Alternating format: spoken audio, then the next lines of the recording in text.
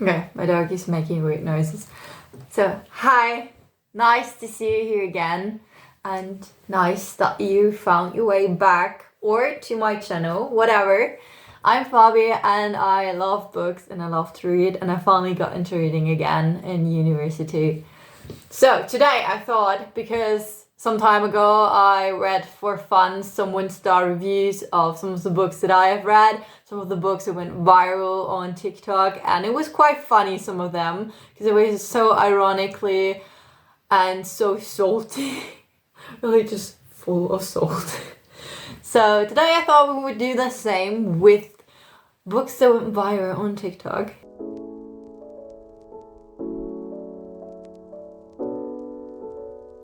Hi, just let me give you a quick disclaimer. I did not read most of the books and I'm really sorry if I offend anyone with laughing about it, because after this I filmed a video about reading the worst reviews of my favorite books, and I have way more empathy now than I did when I filmed this video originally. Bye, enjoy! Started off, we're gonna start with It Ends With Us by Colleen Hoover, which is, I have not read it yet. I probably would never read a Colleen Hoover book. I don't think I have to explain why, because there are a lot of people who've done a lot of explaining on the internet. But yeah, it's essentially a story of love, heartache, and betrayal and personal decisions. I'm just gonna read the synopsis because I have not read the book. It Ends With Us follows a young woman named Lily. When Lily meets Ryle, a successful surgeon, she thinks that her dreams have come true. In a life far away from her small town upbringing, Lily knows the tides have changed in her favor. Okay, the only thing that I know about this book through TikTok is that it is absolutely wonderful, or the side where I'm mostly on TikTok, it says it's about domestic violence and romanticized violence. So let's see some of the comments people had on this book. So we're gonna go to Goodreads. What I didn't like, everything. What I liked, the ending. Just, no. Now it is time for my naked truth. This book sucks. Are there some people that have like a more in-depth review? Or are they too angry? Hi, it's me again. I forgot to tell you the overall rating of the book, so I'm just going to insert it here right now. This is from Goodreads, and it is pretty high, I think, for a book that romanticizes domestic violence. But yeah, it's probably not my sign to speak about it, really. I just thought it was interesting how the bad reviews are mostly like written out of angerness and just very emotional without a lot of explaining.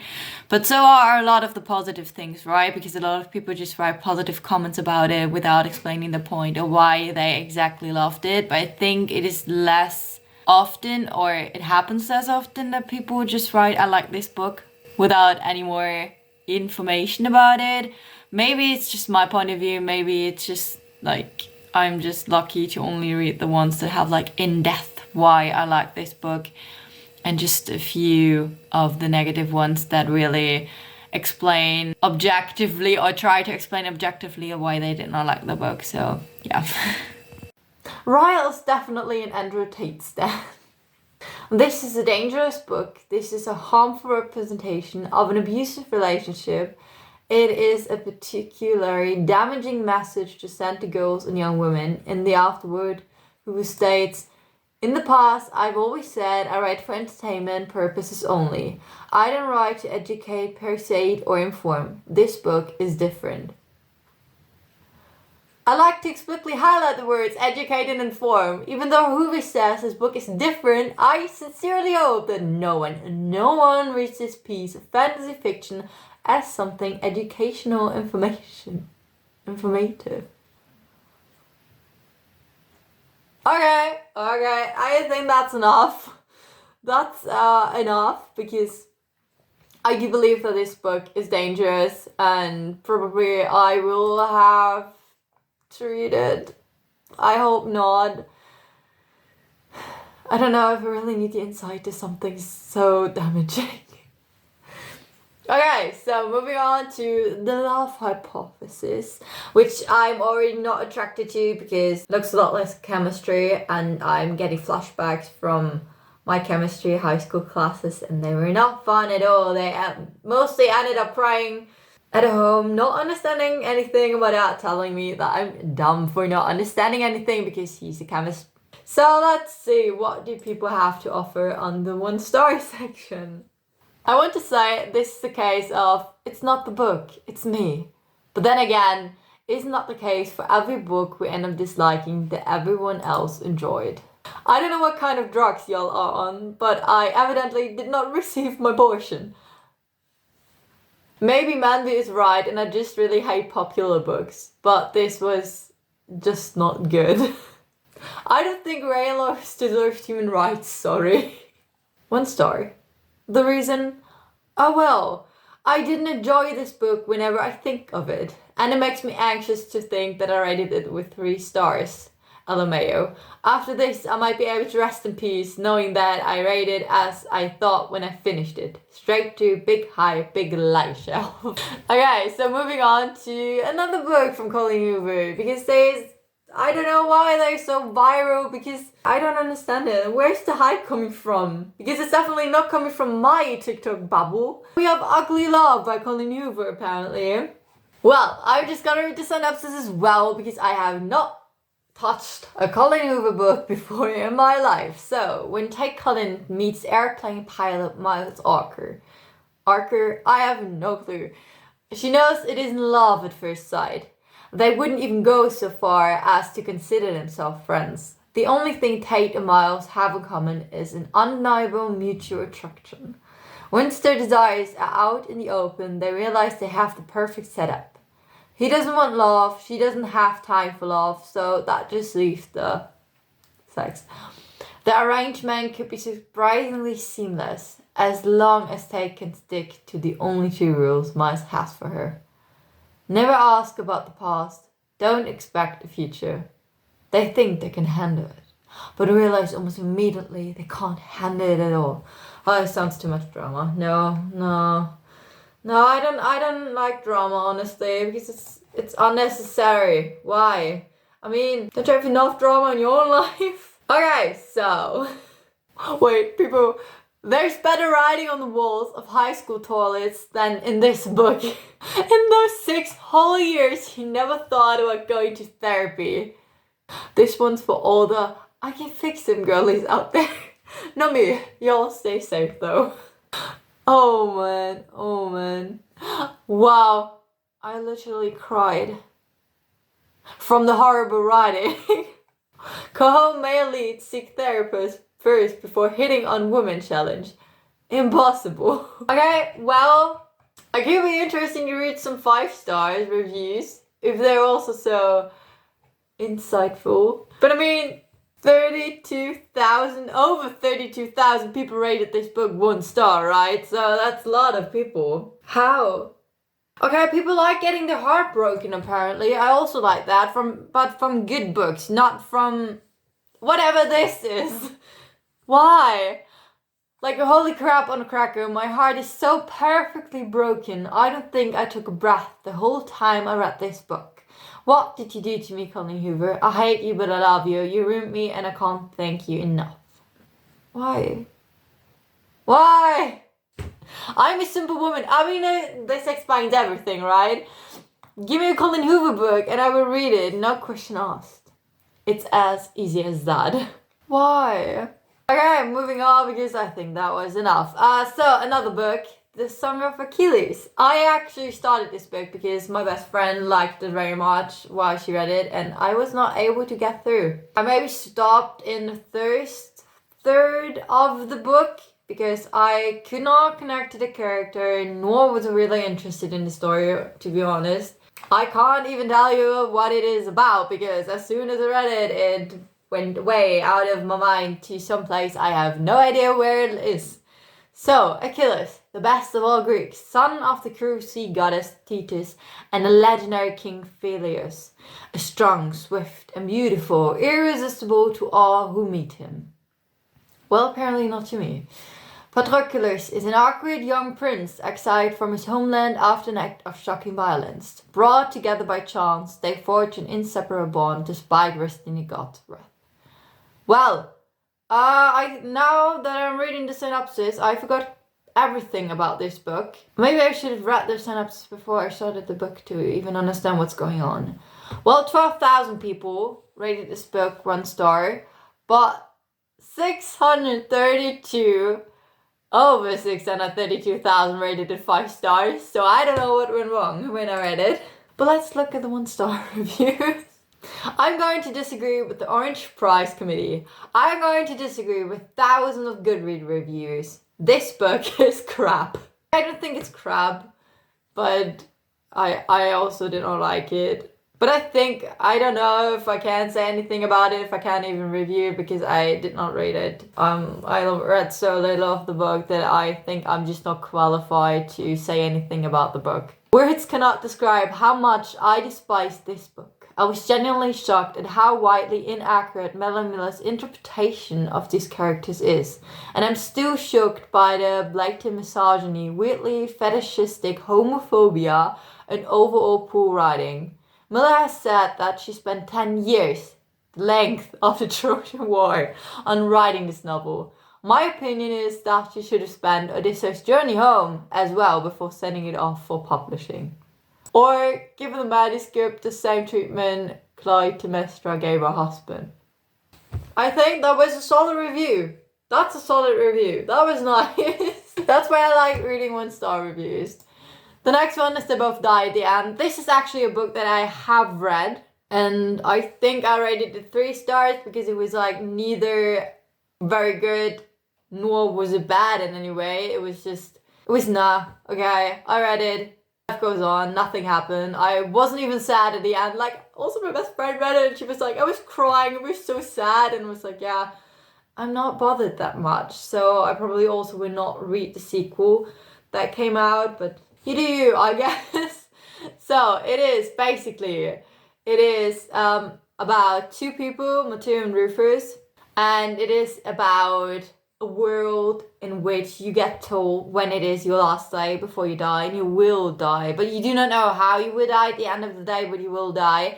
And we have 2 people, Matteo and Rufus, and they somehow both want to make a friend on their last day, have a friend, do not spend the day alone. Well, and it turns into something more than just friendship, as far as I know, as far as I remember, because I mean, it wasn't that excellent of a book that I would actually remember everything of it. So, yeah, the overall rating... Oh, I'm going to insert that also for the other books. The overall rating was 3.81. And we have... How many 1-star reviews do we have? How did I rate it? Wait, I rated it 4 stars.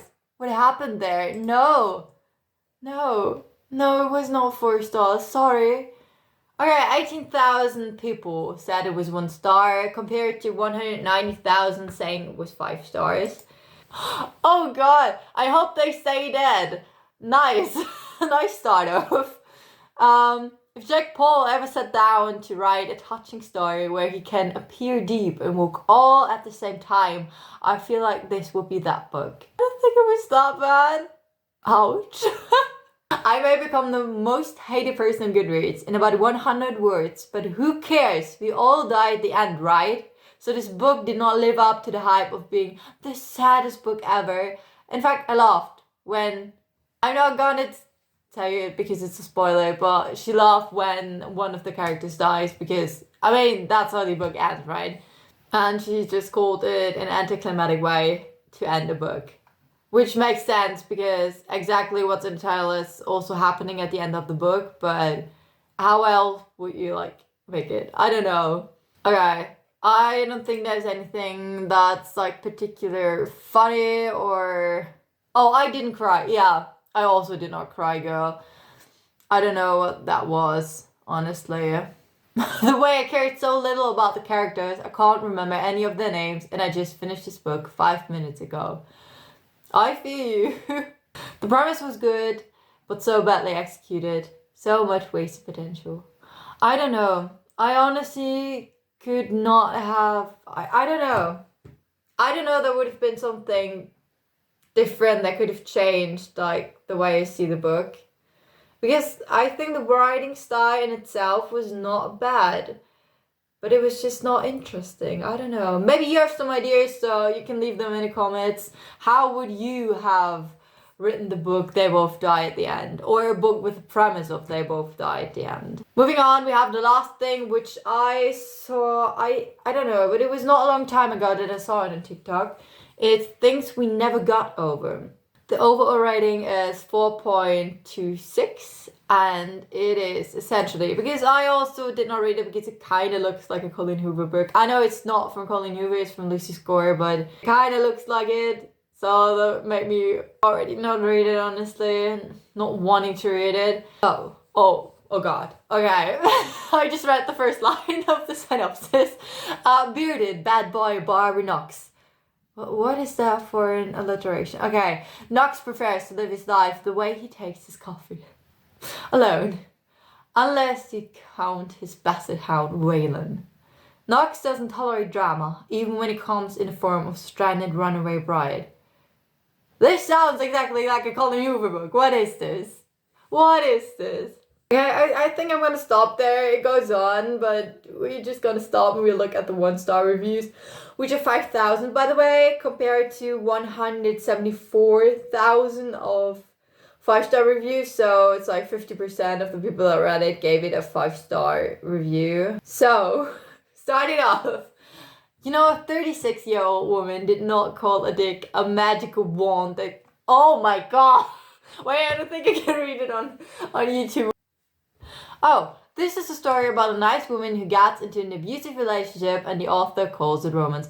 That sounds exactly like Colleen Hoover. Barf, Waylon complained, which, remind yourself, is the dog of Knox. And she just wrote as a comment, you and me both, Waylon. Nope, entirely awful. I was unable to endure this obnoxious writing and dialogue. She read 7% of the book. Okay. Welcome to today's episode of Criminally Overrated Books. Here we have a runaway homeless bride appears in a small town and conventionally gets everything handed to her by hero man-child Knox, and is told she's the best thing that ever happened to him, even though she constantly gets herself into trouble and needs things. Oh no. 1 sad star. Yeah, sometimes I honestly wish you could give 0 stars, like, why can't you give 0 stars anywhere on the internet? Why? I mean, just imagine you do not want to spend 1 star on something. Please, some things are as shitty as that. Okay, so I think we can end it here. I think this was enough, honestly. And next time, maybe I'm going to read 1-star reviews of my favorite books, which would also be interesting because it would totally be... I don't know why I would be doing this to me. That's why I started with 1-star rating of viral TikTok books, because personally I did not find one viral TikTok book that I then read that I liked, actually. Or not viral, but like books generally that are close to viral, maybe, that a lot of people recommended BookTok. I don't feel like they are good for some reason. Maybe my taste is just weird. This could also be. But then again, I'm proud to have a weird taste.